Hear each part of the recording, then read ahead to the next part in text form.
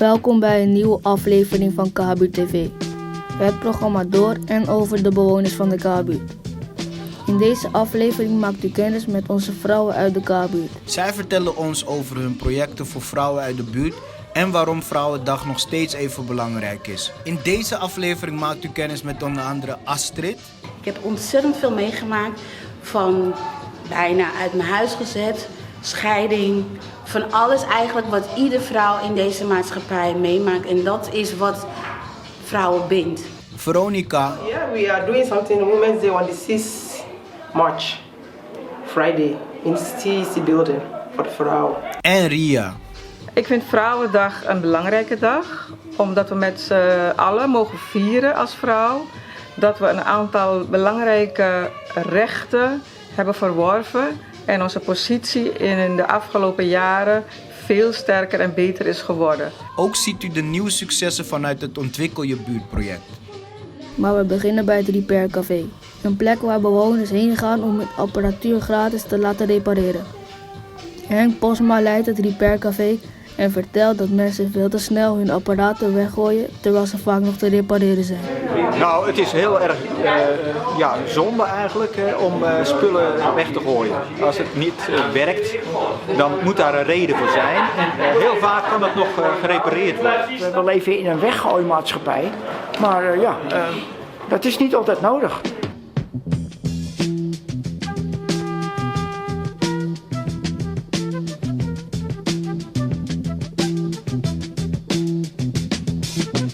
You will not be able to stay home, brother.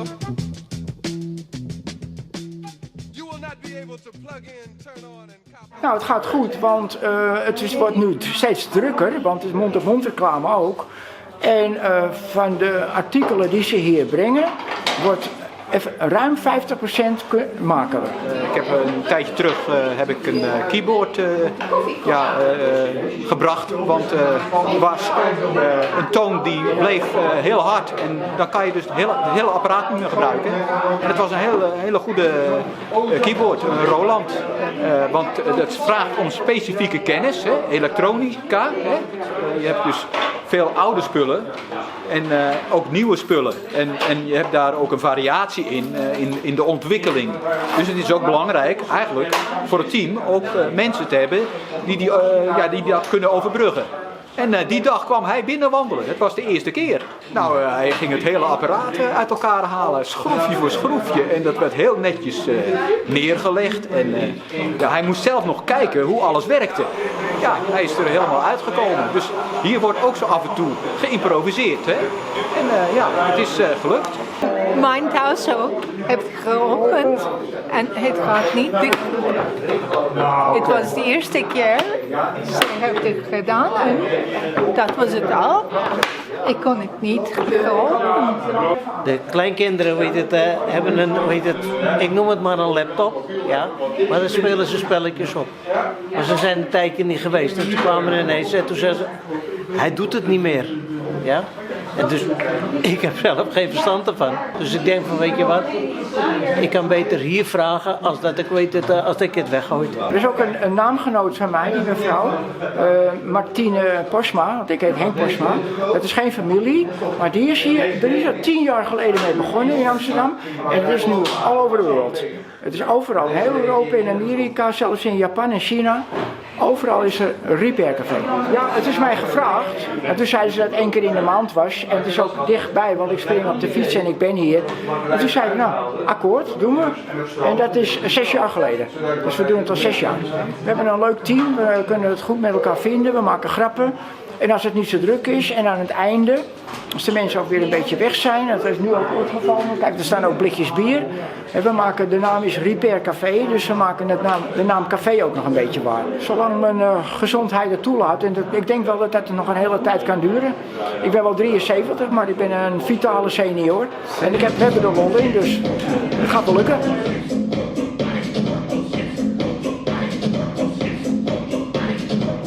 Ik ben Astrid Gilts.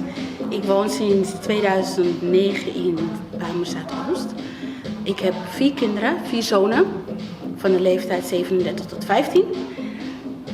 Ben ik 58 jaar. En Vandaag heb ik een uur Zumba-les gegeven. En dat doe ik omdat ik heel graag wil dat mensen gezond blijven. Heel veel vrouwen kampen met hoge bloeddruk en suiker. En door te sporten gaat dat allemaal naar beneden. Ik heb zelf ook suiker en hoge bloeddruk. En ik weet daarom dat sporten heel gezond is en goed voor ze. En dan kunnen ze ook minder medicatie gebruiken. Dagelijks, dat is sowieso aan de Zumba, de naailes en sport en spel met de kinderen. En mijn hoofdproject is eigenlijk mijn eigen stichting. En dat is voor zichtbare en onzichtbare littekens. Daar ben ik ook dagelijks mee bezig. Dat is voor mensen met brandwonden vooral. En ja, daar strijd ik voor omdat ik zelf ook verbrand ben. Ik heb heel veel meegemaakt. Dit is heel persoonlijk wat ik nu zeg. Ik heb ontzettend veel meegemaakt. Van bijna uit mijn huis gezet, scheiding. Van alles eigenlijk wat iedere vrouw in deze maatschappij meemaakt. En dat is wat vrouwen bindt. En dan kan je ook open en eerlijk tegen elkaar zijn.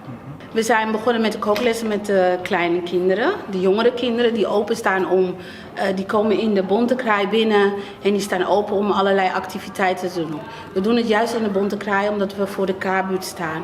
We willen graag alle kinderen eigenlijk van de straat houden. Zodat ze veilig zijn. Omdat we weten dat we op een moment in een wereld leven waar heel veel slechte dingen zijn. En waar eigenlijk onze jongeren de slachtoffer van zijn. En wij willen ze behoeden. En als we ze behoeden vanaf kleins af aan, denk ik dat we heel goed bezig zijn. Want deze kleine kinderen worden ook groter. En doordat we samen met ze gaan koken, sport en spel doen, andere activiteiten en dat allemaal op één locatie, hebben de ouders ook het gevoel van veiligheid. Want ze weten gewoon, hun kind gaat niet van het ene moment naar een ander punt. Ze zijn op één locatie, weten waar ze zijn en ze hoeven niet over straat. En wij bieden ze dat stukje koken ook aan, omdat we ook willen dat kinderen bewust zijn van wat ze eten. En dat door wat ze eten ook gezond blijven.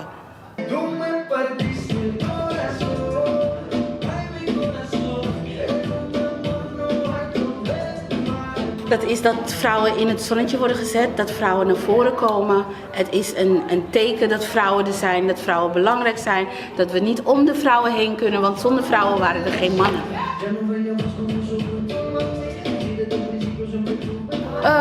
Saamhorigheid, liefde en ja, dat ze ontzettend veel netwerken en gewoon ook van elkaar leren. Dat is wat ik wil zien.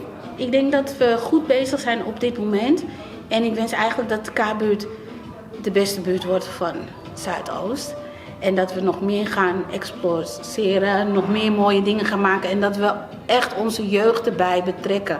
Want de jeugd is de toekomst. En als wij de jeugd mooie dingen aanbieden, dan kan de K-buurt alleen maar mooier worden.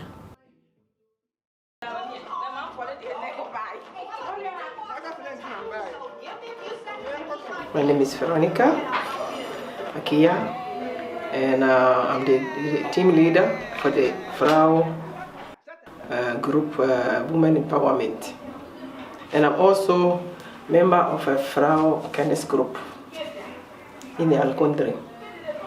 We do a lot, bailes, computerles, taal, Netherlands taal, a lot of activities, Zumba, naailes here. A lot of things. For the Netherlands taal and for the computer, it's good for us, like my women, all of them in the computer less and Netherlands taal. So we can speak good Netherlands and also to pay our bills in the computer. Now everything is computer. Even if you buy a ticket, you have to do it yourself. If you know something about internet or computer, you can do everything outside. Like go to Avatar now, everything is digital. If you know anything about computer, you can pay it yourself. That is why it's important, one. And then for the sports, it's also good for everybody because now it's too cold outside. And if you sit like these old women, pensioners, and senior, you also have senior here, women. They come every Tuesday, they are also in the other room. They come and discuss and talk about what they need, and we help each other and so forth and so on. So I think it's very good. If you need any help, you have to come to our country here for help. My name is Paulina Amoakwa, and I am a member of this group, Women Empowerment. When you are getting older, all the bones is getting weak, so you have to exercise yourself to make more fit. Then you can live long, because God gives everybody long life. But you have to do something for yourself, to exercise more, and also do healthy food, because I'm also 57 years. I'm going to be 58. You understand? Yeah. So you have to be more exercise, then you will fit. Otherwise, nowadays you will feel pain here, your back, your joint pain is a lot. Then and also knee pain. So all the complaining will be go down. So exercise is very good for everybody. You see, 57 years. Look, I can. 57 years, I can join. Then you'll be fit. Always you are strong and fit, and it's good for your body. Then maybe you have long life for yourself. So my sister, my brother, you at home. Don't sit home and eat and drink. Come and do the fitness at La Condé every Tuesday, 10 o'clock, and also Saturday, 10 o'clock. Come and do some fitness. Don't stay home. Only 2 hours. Then you get your fitness, then you become healthy. Fitness is good. Come to Alaconde and do some fitness. It's good. Women empowerment. Super. Oh yeah, we are doing something Women's Day on the 6th March, Friday, in CEC building for the Frau. Last year we did it in Montclair, but this year we are doing it in TEC. It's multicultural. We're going to show our culture. A lot of things. I think we're going to send the brochure so everybody can see. We wait for the flyers. So 6 March, Friday in CEC, Hansinghof. Hallo, mijn naam is Ria Braaf-Frenkel. Ik woon met mijn gezin al ruim 23 jaar, bijna 24 jaar in Bijlmer-Oost, in de K-buurt. Ik ben in het dagelijks leven zelfstandig professional en ja, in die hoedanigheid, maar ook gewoon als bewoner, bemoei ik me heel graag tegen de ontwikkelingen en vernieuwingen van ons eigen woon- en leefgebied. Ik vind Vrouwendag een belangrijke dag, omdat we met z'n allen mogen vieren als vrouw dat we een aantal belangrijke rechten hebben verworven en onze positie in de afgelopen jaren veel sterker en beter is geworden. Natuurlijk is er nog veel winst te behalen en daarom is het ook goed om bij elkaar te komen om te kijken van hoe je elkaar nog verder kunt versterken en wat er nog nodig is om de positie van vrouwen nog meer te verbeteren. Ja, als vrouw van de K-buurt was ik ook heel erg enthousiast dat we naast het algemene programma van We Make the City ook een speciale dag kregen van Women Make the City in de Bonte Kraai op 21 juni 2019. Ik ben er ook heel enthousiast naartoe gegaan omdat ik het belangrijk vind om net als andere vrouwen die daar ook waren van verschillende stadsdelen invloed uit te oefenen op wat er gaat gebeuren in Amsterdam de komende jaren. Hè? Want Amsterdam is nu bezig een omgevingsvisie te maken voor 2050 en de wethouder openbare ruimte, dat is mevrouw Van Doornink, die wil heel graag vrouwen betrekken om invloed uit te oefenen op het ontwerpproces. Na dat startschot wat is gegeven toen, is er heel specifiek geworven uit de verschillende stadsdelen. En in Stadsdeel Zuidoost ben ik samen nog met 2 anderen vertegenwoordigd, maar ik ben de enige van de K-buurt.